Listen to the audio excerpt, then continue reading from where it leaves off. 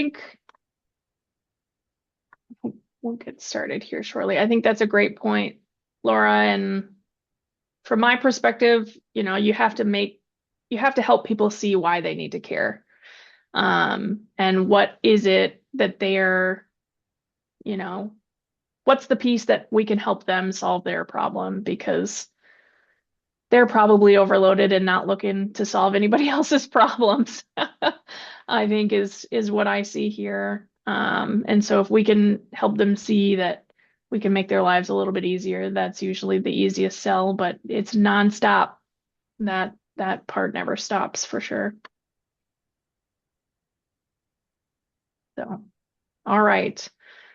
Well, I see we've got more folks rolling in. We are at the top of the hour. So let's get started as people roll in. Let me go ahead. Okay. Welcome in, folks, to the Arma Madison. What month are we in? It is April. The April program. And our program session today is from influence to implementation, achieving executive buy-in to advance your IG program. We're so glad you're here. We've got folks that'll keep rolling in, and the Arma Madison board is watching to do the admitting.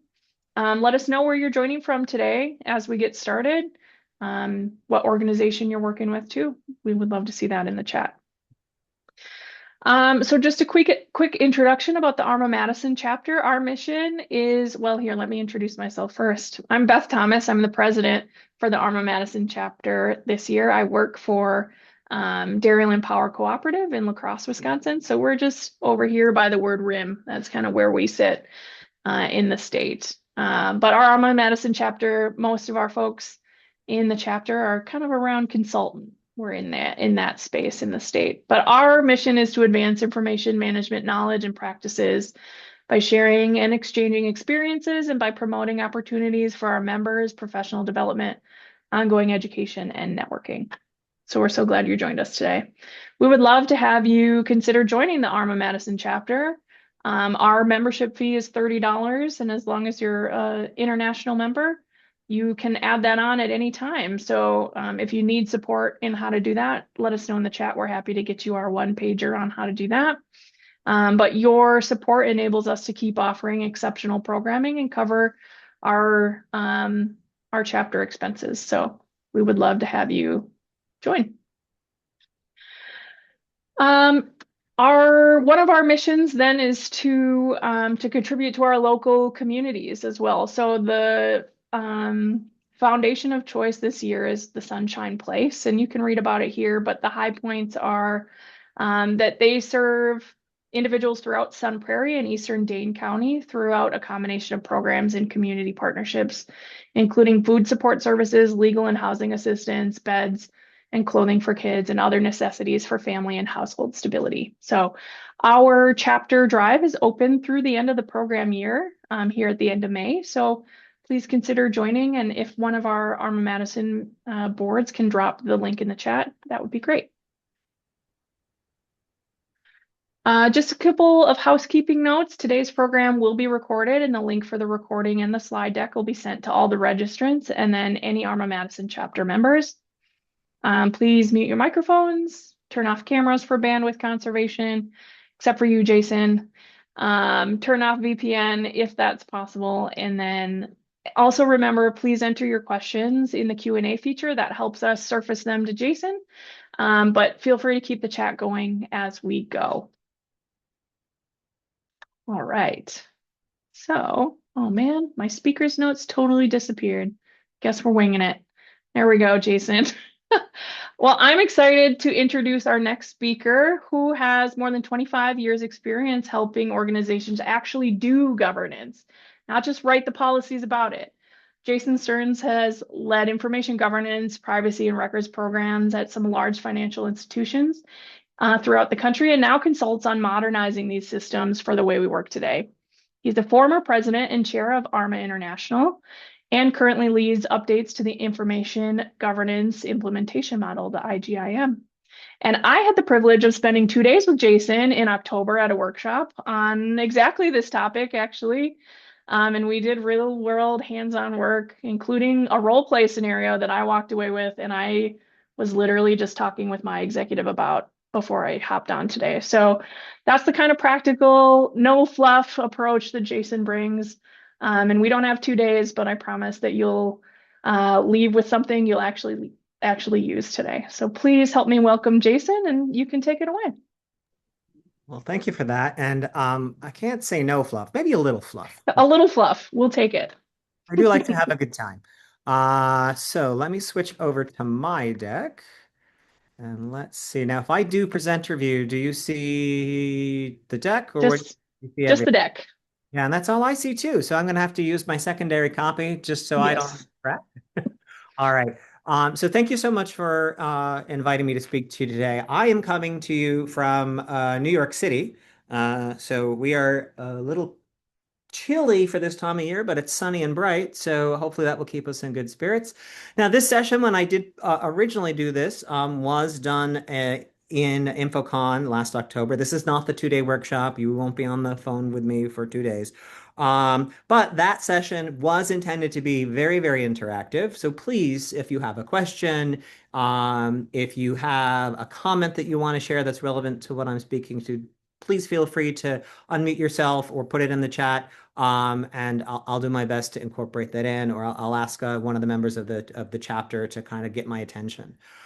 The final portion of this in the live setting is intended to be a small group workshop. We're going to try and do it as a group conversation. We'll see how that works in this virtual format. If it doesn't work out too well, we'll just end it short. That's the activity at the end, and we can just jump to our summary and everything like that. With that in mind, I had a great intro. I'll add a couple other fun things. As you can probably tell from the picture in the corner there, I am an avid yogi. That's a picture of me doing what's called one-legged forearm stand or Ekapadakyanasana, or I think I'm saying that right. But that's me doing that in the fjords of Norway.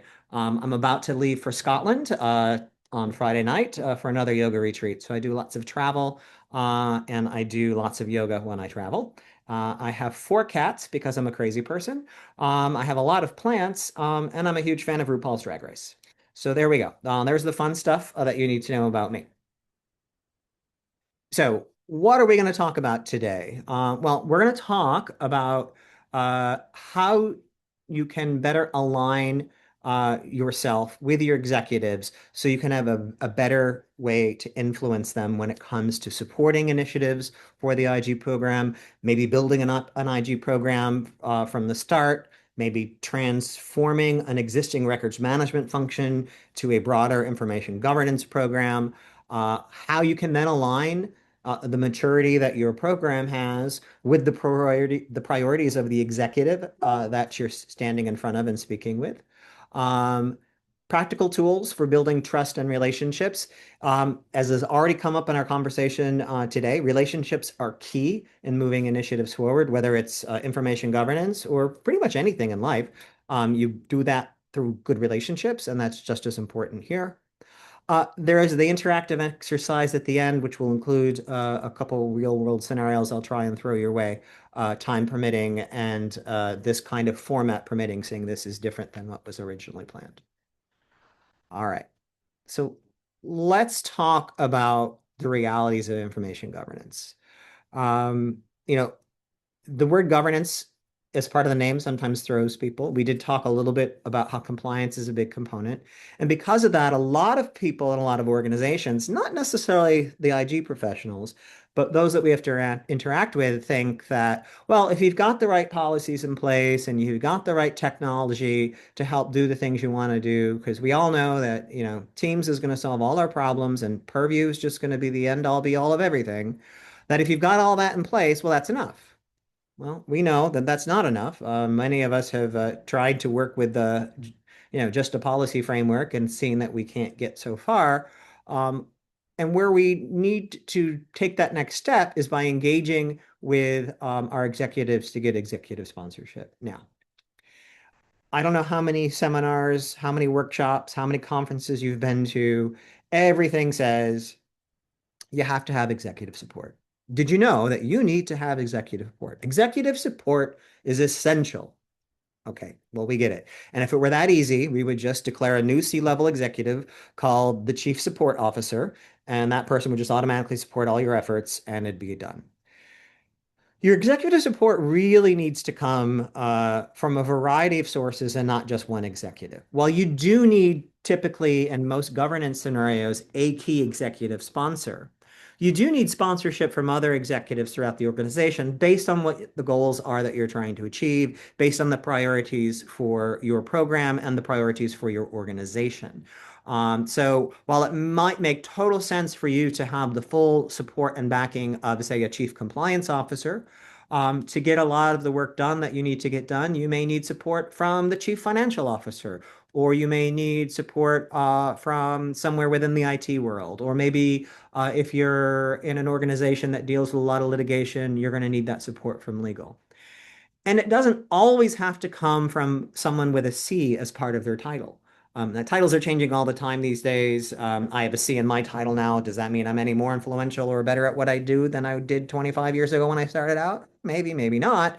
But when I worked in-house, I had a reputation of being someone that could be relied upon, that had good influence on other individuals, was good at networking, good at finding a balance. So you want to find those people who have aligned priorities, are good to work with, maybe have a similar challenge or a challenge that you can help alleviate through some of the work that you're trying to do. One of the things in my in-house days that was very successful, I'll pick on BlackRock again, right around the time that I had started working there.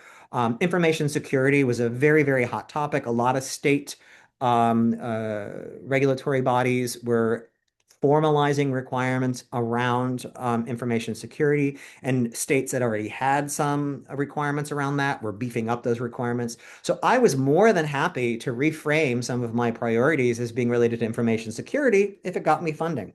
I'm not beneath doing that.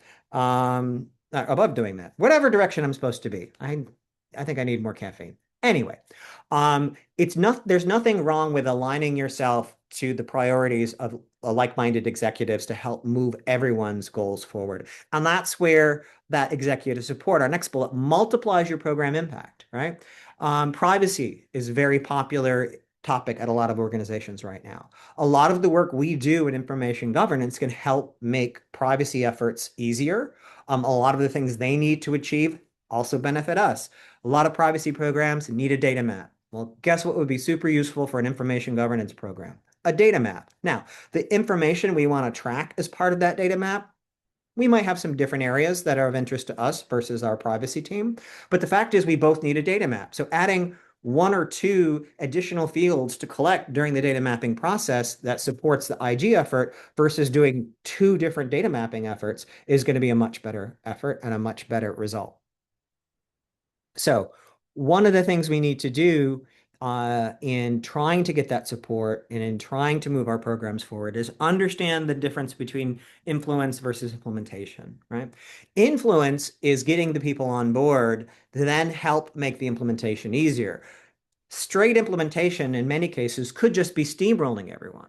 So what you want to do to get that support and the buy-in is you want to be able to convince that sponsoring executive, that aligned executive, that this effort is benefiting not just your IG program, not just their goals or their initiatives that are maybe related, but does actually benefit the organization overall.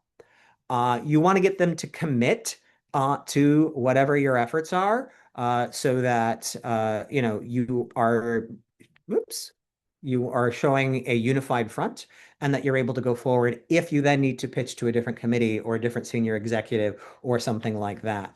There are a variety of different ways that you can get them to commit. Some of that has to do with their role. Some of that has to do with the things that are important to them in that role. And some of it comes down to relationships and personality. But once you've convinced them to be on board and you get them to commit to an end result, that's where you actually will then see the change that you're shooting for. So this very complicated, or maybe not so complicated if you're a person that loves these types of infographics. This is a model that talks about collaboration, specific to collaboration in the IG space. Um, I've been presenting for ARMA for a long time now, going on 20 years. And I actually did a whole workshop just based, well, not even a workshop. I did a whole working session just based off of this model. So we're not going to spend that level of time in it today, but I do want to walk you through it. So at the center of the model, obviously, is successful information governance. How do you achieve that successful information governance? Well, there are all these inputs, and they all deal with collaboration. So as the individual responsible for an IG program, you want to create the face of the IG program. You are essentially the face of the IG program, whether you voted for that or not. Your team is also, if you're lucky enough to have a team, I usually had a very large team of three, me, myself, and I. Fortunately, due to budget cuts, I had to let me go. So as the face of the program, you want to make sure that you've got good executive engagement because you've got the right governance structures in place. That governance structure does have appropriate accountability, whether it's to members of your team or to the individuals out in the business that own certain processes that support the IG initiatives or that support the business process that results in the records and information that now are going to be governed by the program, and that you have enough resource availability.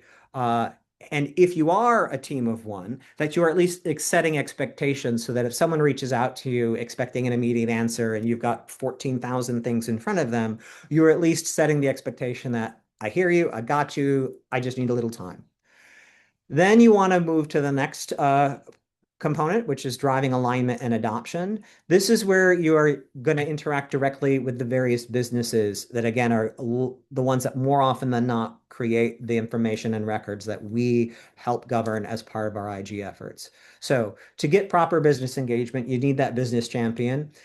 If you have the decentralized structure of like a records coordinator out in the business, it's great when that records coordinator can also be a champion for your program. That is not always the case. It's often that people who are assigned to those types of records coordinators or IG support or whatever the title is that your organization uses, these are side of desk assignments. It's very rarely their prime responsibility. Often the champion you'll identify is someone who's probably benefited from another effort. So, for example, I gave the scenario where we had done the cleanup, and the chief legal officer eventually got on board, as did the head of discovery, about this idea of we could destroy the boxes based on their age without a whole lot of additional information because they were essentially deleted anyways. Thanks for sharing that great quote before. Well, because we were so successful in those efforts, and then it made his team's ability that when they did need to go to paper records for discovery purposes, or they did need to go to paper records for some type of legal filing or some other type of thing where they're having to rely on that legacy information that only existed in paper, their ability to find it got that much easier. So they became huge champions. You also want to make sure any technology, any tools, anything that you're implementing actually supports your users' needs. You're not implementing technology for the sake of technology. You're not implementing governance and process for the sake of implementing governance and process. That it does actually meet the user's needs and makes it easier for them to comply with whatever requirements that have been established. And of course, training and communication is essential. Not only do you need to train them on the basics, what's the difference between a record and just general information? What's the difference between, vital records and standard records? Whatever it is that's part of your program. Now, this is often the hard part because, as we know, records management, and by extension, information governance is dead sexy and exciting. Everyone wants to talk about it. And they're just giving you rapt attention every time you're trying to do a training.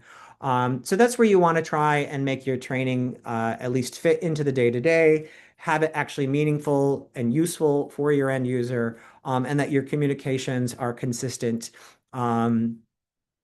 And have a good tone and are actually useful and not just one more thing. I do a fair amount of consulting work now, and every time I work with a new client, particularly if it's in a heavily regulated industry, I've got to go through all the privacy training and all the information security training, and I've seen really great training.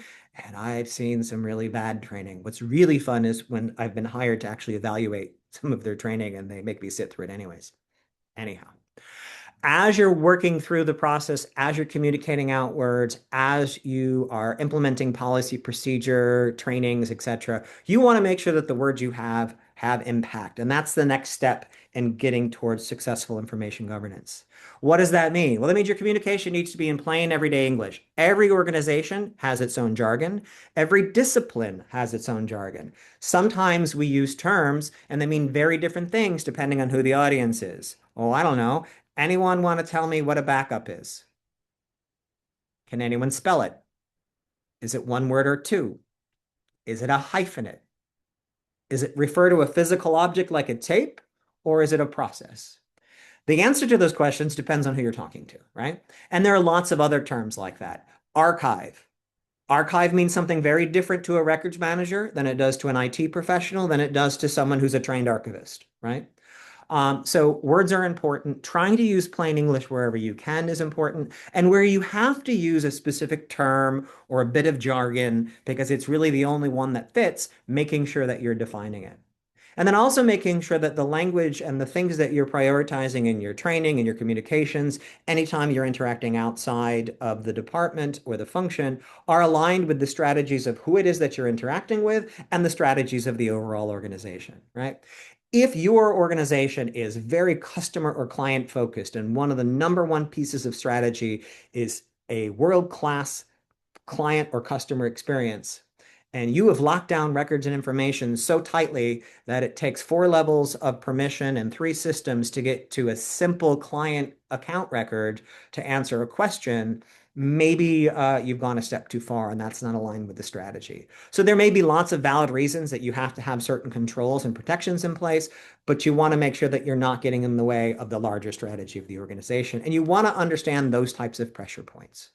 Now, that's a specific example to a customer service organization, but if you think about your own organizations, there might be something else that is challenging for you where you understand that too much governance, too many steps, too much procedure might actually hinder. I know in a lot of the training and workshops that I've done, a lot of our colleagues that work in government deal with public access requests or freedom of information, and basically anything under the sun that's created by the government is potentially um, you know requestable by a citizen, and making sure that not only do you have the processes that support those requests, but that from the record keeping, security, privacy, IG perspective, you're not actually getting in the way of those processes. And then you want to talk about cross-functional synergies. This is that example I gave before about partnering, say, for example, with privacy to build a better data map. You want to engage with your peers who have related interests to make sure that you can do things in an aligned fashion. You, as the IG professional, cannot know everything there is to know about all the things that impact IG, whether it's privacy, information security, system networks and interactions, third-party interactions, all of these things. But you do have aligned interests and aligned goals. So what you want to do, if nothing else, have a walkthrough across all of the related policies and procedures so to make sure that you're using terminology consistently, to make sure that you are using the right references to internal documents, that you're not in your policy referring to a policy that no longer exists because it was updated and the title was changed. Um, where you have the shared priorities, you want to actually document those and establish them formally so that even if you don't have information governance steering committee or governance body of any type, maybe you call it something else, maybe you don't even have one, whatever committee reporting that you do have, you're reporting on the same priorities that are shared that you have with the information security team. So when they're reporting upwards to their committees or governance structures, and you're both working on that data map, I'll stick with that example, that whatever they're reporting upwards to their governance bodies, you're reporting the same thing, so that there's no space in between what you're talking about. And that comes down to aligning the language. So said before, plain English is important, making sure that it's aligned with strategy. You also want to have your language aligned. That's again, using terminology in the same way. talking, using the same name for the project, giving the same basic update. Now, granted, the Information Security Committee might be interested in some more of the technical details. Your Information Governance Oversight Committee might be interested in some more of the compliance controls, but you want some of the same updates and you want to use the same language when those are there. And then the final step is processes that are enabling IG. And that's everything from understanding what the business processes are that result in records and information that are governed by your IG program, understanding a variety of environmental factors that impact things. If there, oh, I don't know, is a incursion in the Middle East and it has an impact on, oh, I don't know, shipping lanes. How does that impact your business? Does that have a detrimental effect because of X, Y, or Z? Understanding those environmental factors and then that can shift your priorities at a moment's notice are important to make sure you understand what those are. The retention schedule. Oh, finally, the retention schedule for those of us who are records managers by background and maybe by where we started, or maybe that's what we're still doing. The retention schedule is one of the key documents that can demonstrate your business alignment. You want to make sure your retention schedule, particularly, hopefully these days you're using a functional retention schedule that has the big buckets or an update a few years ago, big dump trucks of records classes or records series that actually represent and reflect what happens out in the business. People get confused sometimes. HR is both a function and a department. Not every record that appears under the HR function on your retention schedule is exclusively managed by the HR department. Things like performance evaluations may be managed at the departmental level, depending on how you're structured. Finance records are the same thing. There's a finance function, there's a finance department, but every department has a budget. And those budgets are likely managed at the departmental level. Then you see my little red arrow at the top. That means rinse and repeat. Round and around again you go. This is a cycle. This is not a one and done type of process. But this is the key to understanding collaboration. All right, I spent a lot of time on that. Let's move along. So now if you understand, or at least begin to understand the various components that go into collaboration, well, what do you do to communicate the value of your program, of your efforts, um, of the IG program to the various executives that you have to interact with? Well, as I said before, we have a lot of jargon in every discipline and every industry, and within every company, we've got our own language. But reality is, the executives you're going to interact with probably don't want the IG jargon. Even if they understand it, even if you're talking to a colleague in the information security sector who understands some of the terms and some of the concepts that you're going to be speaking to them about, once you're engaging at the executive level, they really don't want a lot of jargon, particularly if you're trying to sell them on a point. What they want is to understand the business value of what it is that you're proposing. So that means you might have to reframe what you're talking about to make it meaningful to the executive in charge. So, like for example, we talk about metadata a lot, metadata tagging, how essential it is, what metadata is, and I've come up with all kinds of analogies over the years to try to explain metadata to people who have no understanding or whose understanding of metadata is how Microsoft has defined it in SharePoint, which is not really what metadata is, right? Well, at the end of the day, metadata tagging isn't about data. It's really about finding things faster, making better decisions, being able to demonstrate that a process or a document is defensible, that a decision made about that document or that information is defensible. Those are the types of things that metadata allows organizations to do. So that's a complete reframing of why metadata tagging is important or why you need to have metadata standards or metadata normalization. It's not that these are good practices, they are. The executive probably doesn't care about that. So what does that mean? You want to translate IG into executive language. Instead of always talking about risk, and there are people you can talk to risk terms with, your compliance officers for one, speak to the business owners, however, about resilience. So it's not that you're doing risk avoidance. By better managing our records and information, by putting certain controls in place, the organization will be more resilient. We'll be able to find things faster, even say in a recovery scenario. We'll be able to have appropriate duplication of essential information. So if a primary system goes down, so you will have less impact. If as we're migrating from system A to system B, we'll have certain things in place so that it has, less impact on your business. Compliance means talking about trust. So again, other than to your compliance team, when you're talking compliance issues to the business or to other executives, you want to talk about if we're compliant with the rules and the regulations that we are subject to within whatever market you're in, whatever industry you're in, that builds trust. You know, if you're not on the front page of the newspaper for some infraction, that means you are building trust. If you are on the front page of the local newspaper because you did something you weren't supposed to do, that diminishes trust. Particularly if you are some type of client-facing organization, and let's face it, in one way or another, most of us are, even if that client is another business. Having that trust in your organization by your clients, by your customers is essential. Being efficient isn't just about having better process, better systems, better tools. It often translates to cost savings. So again, I'll pick to the example of the legacy data cleanup. Initially, the presentation was we're going to save money by getting rid of these boxes that are costing us a whole bunch of money just by holding on to them and not doing anything with them.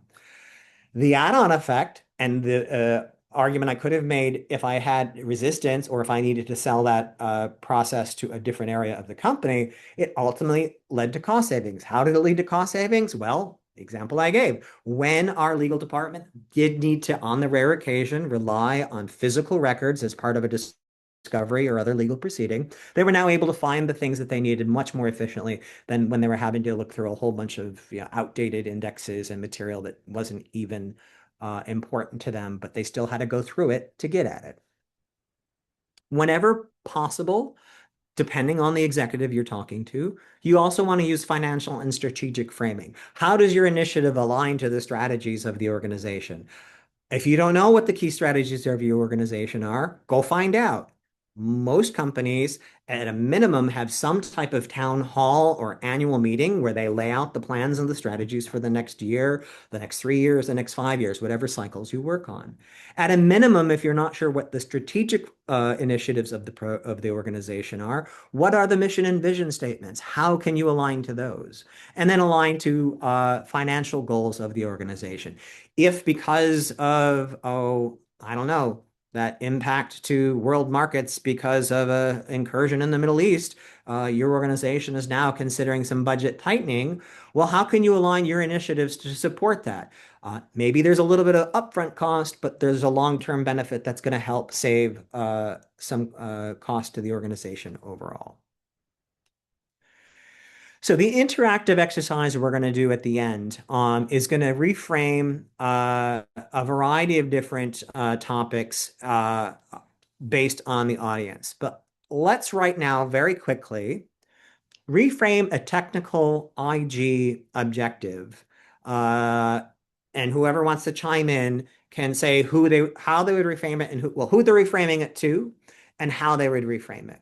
So let's say a technical information governance objective is we want to establish a standardized filing structure on Teams and SharePoint sites to facilitate retrieval.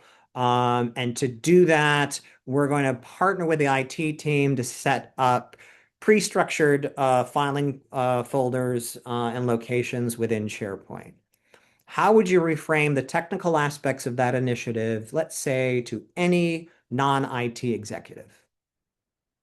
And you can just unmute and talk. You don't have to raise your hand.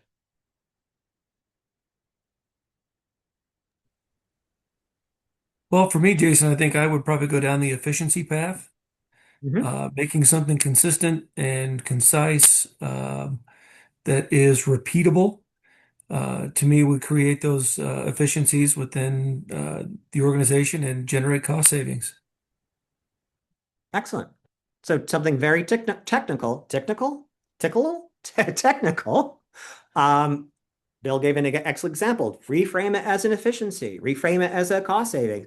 Again, you will reframe it depending on who the audience is. Now, you may have to go back to some of the technical aspects so they understand, but you say, by doing this very technical thing that you probably don't care about, Mr. Business or Miss Business Person, these are the results that you're going to get. So you start with the results that are going to be more meaningful to them, and then maybe you back into the technical part, or you just assure them that you've got the support and the buy-in from the appropriate technical teams to make that happen. Anyone else want to share an example? I would say it's probably still a little technical, but I would lean towards selling that it's something that's automatable and something that means that we can turn around your requests, we can alleviate roadblocks and wait time for the groups that are requesting those. Great. Automation is a hot topic with AI right Mhm. now. A lot of people are using AI agents. AI and agents, and there's a whole different presentation. I admittedly, as not as long ago as a year and a half to 2 years ago, was an AI Luddite. I now use AI every single day. And matter of fact, one of my company's offerings is an AI tool. So I have gotten on board with AI. But automation is often a very technical thing. There's lots of things that happen in the background that, that executive you're talking to doesn't even need to begin to understand. They just need to know it works. You have to be able to give them the assurances that it works. But that, like you said, focus on by automating this, you're going to get this, this, and this benefit. Focus less on the technical, focus more on the results and get their buy-in. And then again, if you need to, back into the technical. All right. We're going to keep going right along because there's lots to talk about still. So now you have to talk to your executives. You have to engage with them in different ways. The best way to do that over time is to build trust and relationships. Now, one of my personal greatest achievements during my in-house days was for a period of several years, anytime a problem, a challenge, an initiative touched on information, whatever that meant to anybody, call Jason. And even if he doesn't have the answer, he probably knows who to direct you to, might even have a funny story to share with you along the way, and will help make the connection so you're not just calling someone blind. And the reality was 90% of the things people would reach out to me about were not within my direct responsibility. But again, because I built relationships over time with the correct individuals and had good rapport with those individuals, I could very easily do a handoff to the correct person and sometimes even just say, hey, just mention that we had a chat about it and they'll be happy to help you.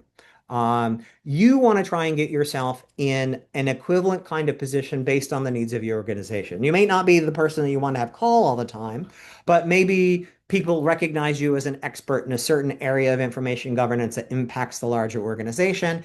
It's great if you can establish yourself of having that level of trust throughout the organization. So one of the key things, your stakeholders are really literally everywhere. In the largest and most broadest sense, of course, every employee within the organization is a stakeholder because they need information to be able to do their job, blah, blah, blah. And that's true. But what you want to do is look for your key stakeholders. What are the projects and initiatives that you're trying to move forward? What are the strategic goals of the organization that are impacting what you're trying to do as IG? Figure out who those individuals are. They are all over the place. And those are where you want to start building relationships. How to make friends and influence people, that's a whole book, let alone a whole different topic to talk about. But it's simple things like just being friendly when you see the individual in the hall, or if you're in the situation I've been in many times, I'm based in one city, my stakeholders are all everywhere else in the world or in the country. So making sure that if I'm scheduling time with someone, I do a little bit of time in our interaction, maybe to have a little chit chat or just, hey, how's the family doing? Or if they're you have a shared interest. One of my favorite bands, for example, is a band called Garbage, for those of you who know. And I had a colleague on the West Coast was also a big Garbage fan, and I was able to see the concert he was about to see 3 days earlier because they were still traveling across the country. So like, oh, you can't believe how Shirley did with this song. Da, da, da. Simple little things. Now, we also have those challenging individuals that we have to work with, the Karens and the Kevins. Um, it's always Karens and Kevins. You still have to build relationships with these people. Those are often a bit harder. So sometimes in those relationships, it's not the polite little chit chat, it's not the camaraderie, it's being dependable, it's being reliable, it's being trustworthy. And that comes down to our next one, particularly with challenging individuals. If you can deliver an early win to them, something that's really important to them, and you can make that a priority of something you solve for them, that helps build your credibility. Now, that does that overall with everyone, but that does that in particular with those challenging individuals we all have to deal with in every organization.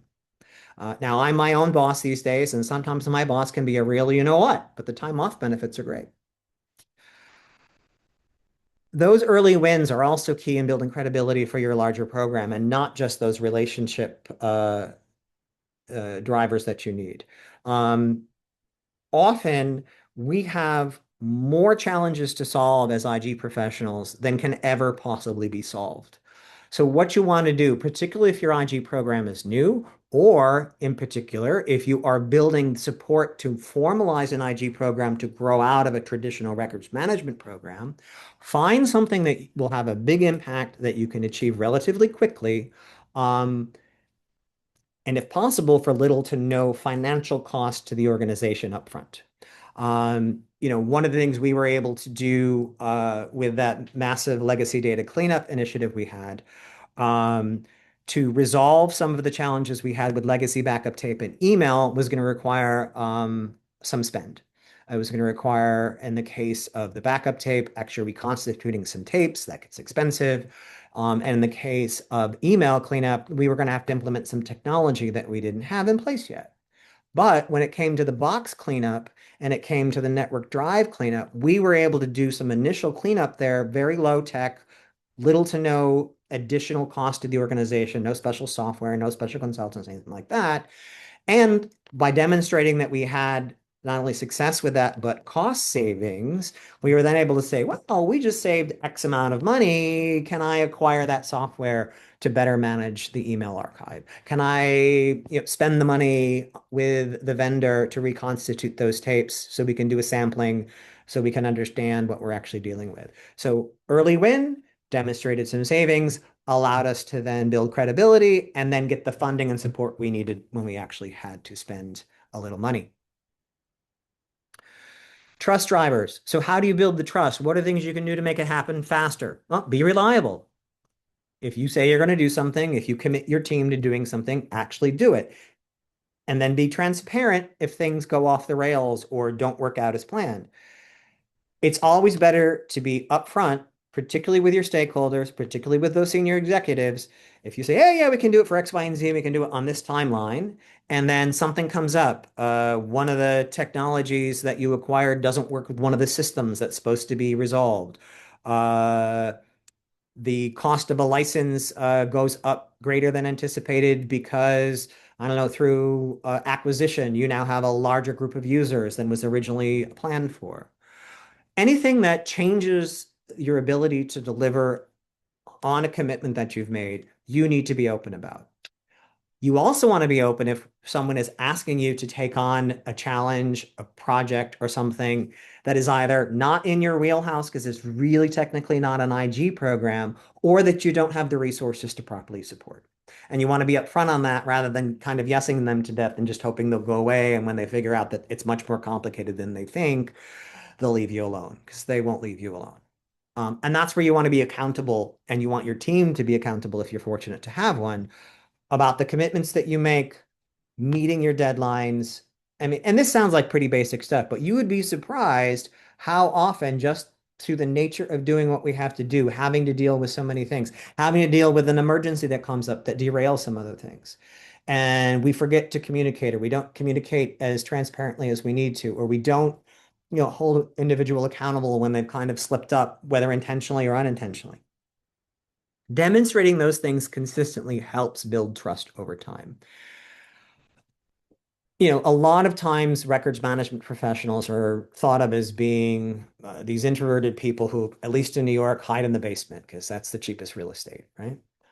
Um, and let's face it, a lot of us are kind of a bit more reserved. Doesn't mean we're not good at what we do. Doesn't mean we're not, engaged, but some of us are a bit more introverted. My good friend and former board colleague, Wendy McLean, does a great session about, how as a more introverted person, you can interact better and in a more extroverted fashion without actually becoming an extrovert. You can probably tell I'm a total introvert and I have no opinions about anything and I don't like to talk or, any of that stuff. So I'm challenged with that as well. But um, if you are someone that is a bit more introverted or is not comfortable in certain situations where you have to maybe speak in front of a room full of peers or speak in front of senior executives, that's okay. You can still build trust in other ways by being reliable, by being accountable, and by building that transparency. All right. And then when it comes to your own leadership, this concept of mindful leadership, I think, is really, really important. So I was commenting as we were setting up that I'm fresh off a yoga class coming into this presentation today, so I'm feeling really, really zen. Now, for me, yoga is a big part of my mental health. It helps me de-stress. It helps me clear my head so I can rethink and reprioritize things. Um, Maybe you hate yoga. You don't have to do yoga. Maybe it's a book club. Maybe it's just knowing when you're feeling certain stress indicators at work that you need to take a break, because if you don't, you're going to say something you don't really mean, or you're going to come off maybe a little short when you don't mean to. Um, One of the other things you want to do is when you're interacting with individuals is you want to be fully present. You don't want to have your phone in your hand. Oh, yeah. You don't want to turn off your screen if you're doing a virtual meeting and then be working on another screen and just listening for your name. You want to be engaged. One of the things I've always done as a manager, if I have a weekly check-in or every other week or whatever the cycle is with one of my team members, I never reschedule the meeting. That meeting is important to me. I want to make sure I'm there for them to hear whatever challenges they're having, whether it's work challenges or personal things that are impacting their ability to, fully commit to challenges at work. Now, if my team member needs to reschedule, I will accommodate that. Maybe they have to take the kid to the doctor, or there's a seminar that they really want to take, and it's the same time as our normal check-in. That's fine. If my senior leadership comes to me and says, "Oh, we have to have a meeting at this time and I see it's blocked, so I need you to move that," I very politely try as much as possible to decline and say, "No, I'm sorry, that's my regular check-in with my team member. That meeting is important to me, that I'm available for them. We need to find another time." More often than not, you will find if you politely stand your ground like that, that helps build that trust because it shows that you're reliable and your staff can be dependable and you're being transparent again to that senior person saying, "No, no, no, it's not that I'm avoiding this meeting. I have this other important meeting. It's important to my team member that I'm there for them." And then the clarity and compassion. You want to be upfront and clear about not only your expectations at work, but understanding that sometimes life just happens. And until someone's life becomes a consistent challenge and problem, which then maybe requires a different discussion, showing some compassion and saying, "Hey, understand that you need to work an adjusted shift because your grandparent got rushed to the hospital, or you have a commitment with a family member and you need to get off work a little bit early, and whatever it is. Life happens. Uh, Work is important but secondary. Let's face it, most of us, if we let things slip a little bit or we offer a little flexibility to our teams, no one's going to die. We're not doctors, we're not nurses. Some people may be upset, some people might be temporarily inconvenienced, but if that allows you to better support your team, who will then, over the long run, get better results for you and for the organization overall, that little bit of compassion can go a super long way. All right, now that we've talked about a little bit of the fluff, and I don't think that's actually fluff, I think that's very important. There's all kinds of memes around there that,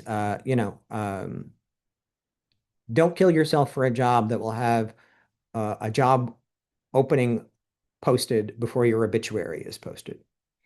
Um, and if that's the type of organization you work for, try to be an island of calm in all of that insanity. All right, let's get back to some more technical stuff.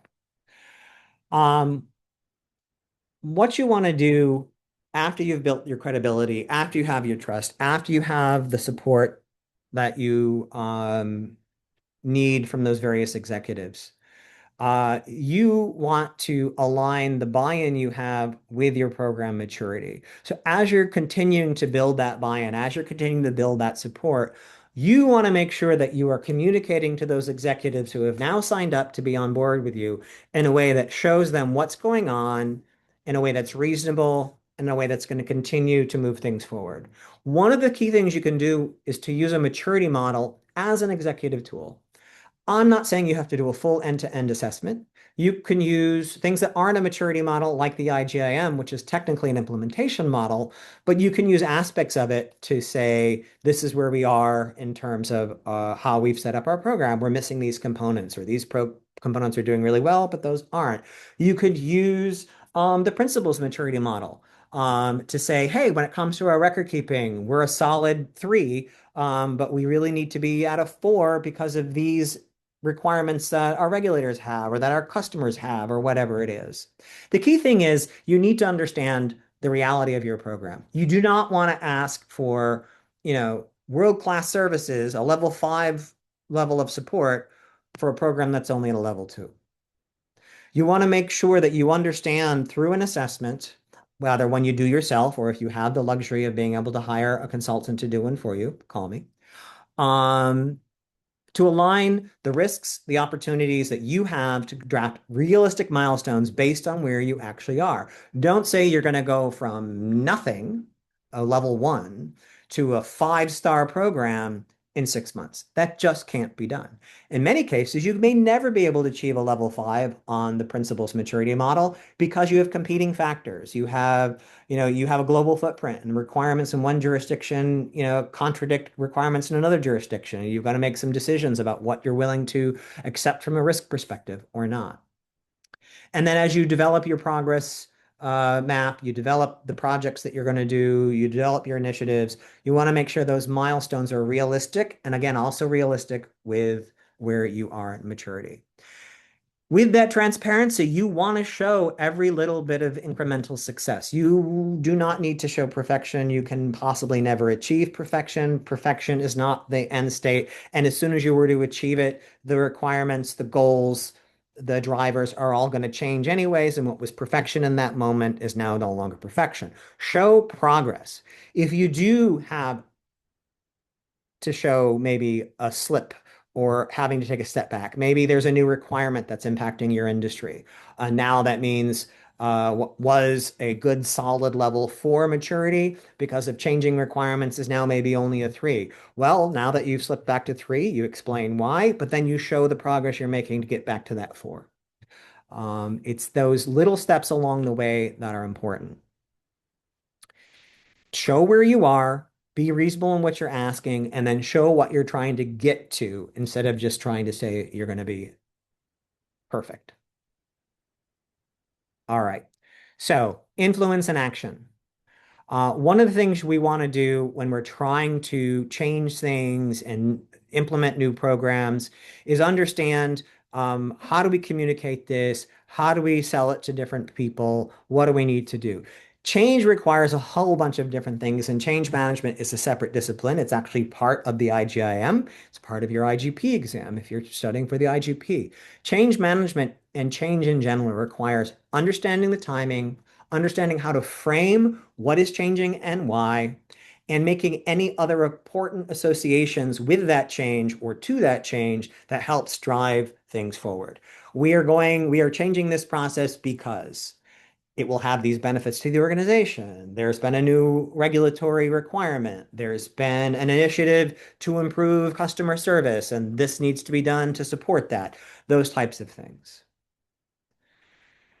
What you want to do is pitch information governance to different individuals and know how to do that. So again, looking like we're going to run a little shy on time, but the idea is the message that you give to the CFO, to the CIO, or to the general counsel, even if it's all on the same initiative, the messaging is going to and needs to be different.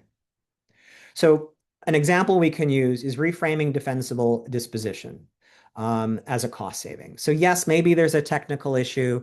Maybe there's a risk reduction initiative. Maybe those are the drivers that are actually forcing you to do this or why you're prioritizing this. But we all know defensible disposition, in addition to reducing risk and improving efficiencies, has in many cases a hardcore cost savings. That would be the perfect story to give to the CFO. Here's the amount of money we anticipate we can save. And these are real dollar savings, not soft dollar savings. If I take a box off the shelf, I'm not paying for that box anymore. If I retire and destroy that backup tape, we're not paying for it to be stored anymore.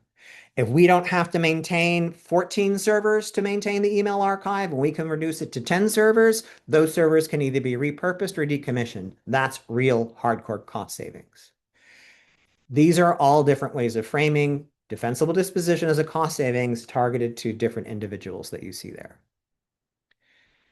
Now, normally we would talk about some optimization techniques. We'll see if we get to it. But if you think about what we've talked about already, it's being trustworthy, being transparent, tailoring your message to the appropriate executive so that they're on board with you.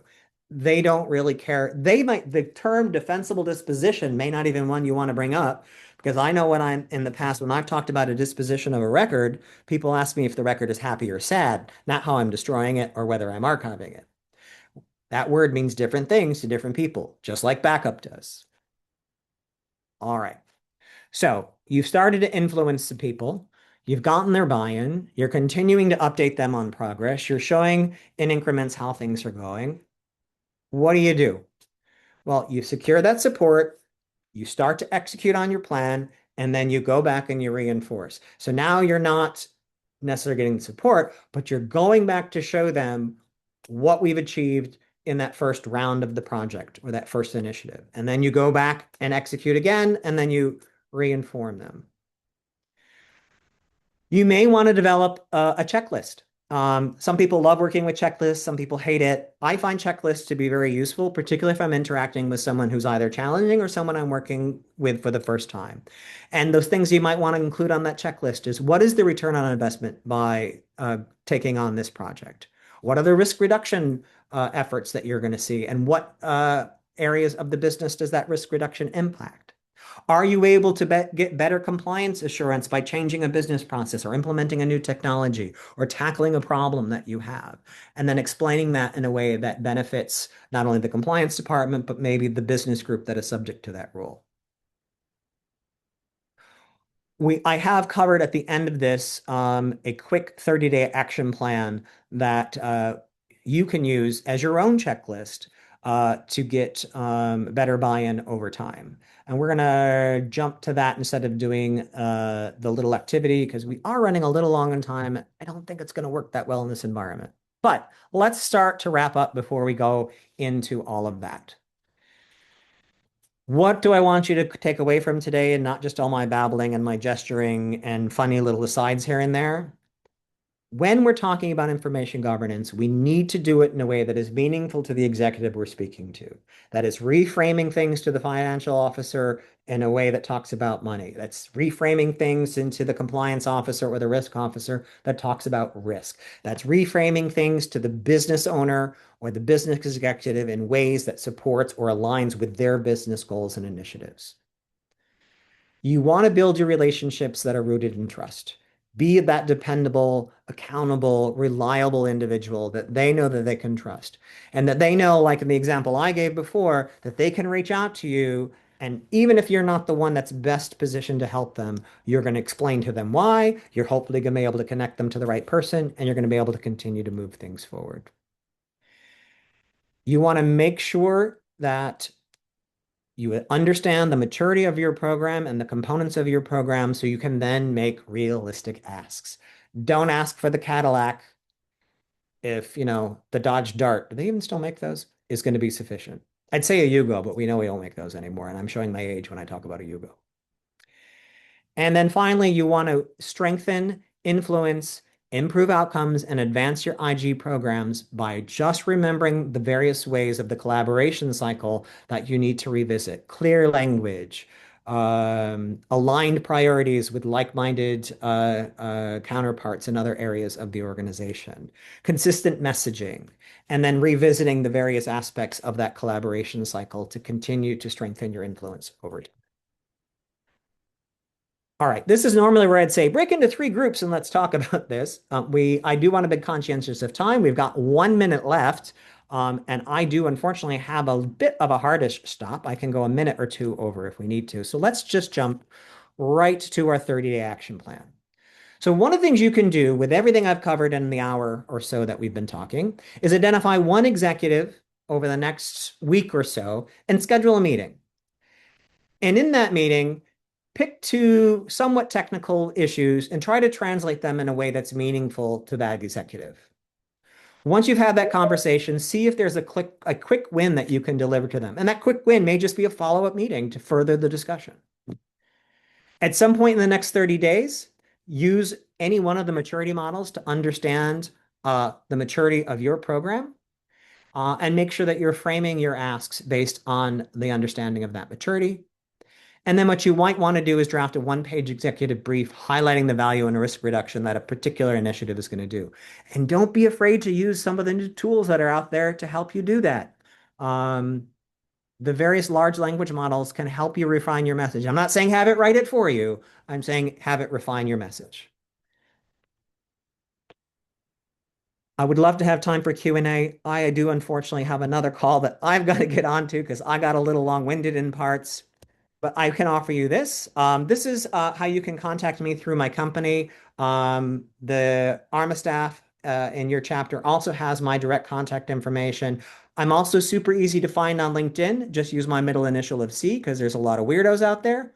And just mention when you reach out that you saw me on this webinar today, and I'll be sure to accept your connection invite.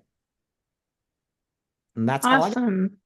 Thank you so much, Jason. That was wonderful. We've got some great feedback coming in the chat. And uh, folks were chatting along the side as we went. So super helpful. We appreciate your time and your expertise with us today. I'll just steal the share for one last minute. We do have the IGP credit code is there for folks. That'll come out also with the follow-up email with the materials. So thank you so much, Jason. It was great to see you. Thanks for doing what you do, and so happy to have you today. Great. Thank you so much, everyone. Have a great day. I've got to go on to my next call now. Off you go.